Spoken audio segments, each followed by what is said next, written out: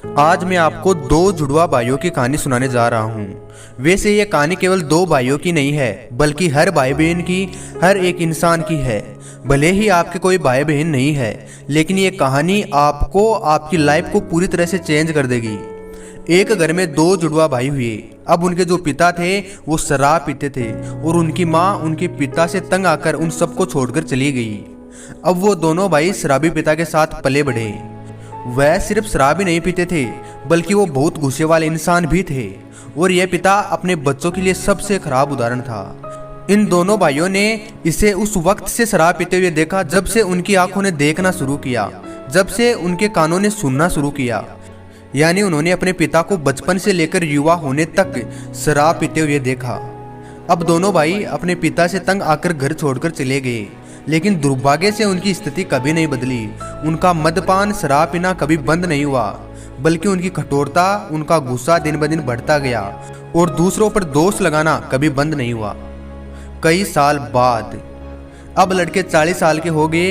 इन दोनों जुड़वा भाइयों में से एक भाई पर नेगेटिव असर पड़ा और वो लड़ाई झगड़ों के कारण जेल में चला गया।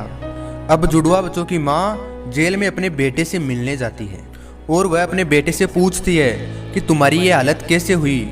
उसके सवाल पर नाराज होकर उसने जवाब दिया, मेरे पिता के कारण। मेरे पिता एक शराबी थे, मेरे पास कोई और विकल्प नहीं था और इस हालात के कारण मेरे पिता है, आप है। अब माँ घर के रास्ते में दूसरे बेटे से मिलने गई। इस बेटे की जिंदगी कुछ अलग निकली। इस बेटे ने कभी भी अपने जीवन में अल्कोहल की एक बूंद नहीं पी और इनके 2 बच्चे हैं और बहुत ही खुशहाल जीवन जी रहे हैं। अब माँ इस बेटे से पूछती है कि तुम्हारी जिंदगी ऐसे कैसे, तुम इतने सक्सेसफुल कैसे हुए और वो क्यों नहीं।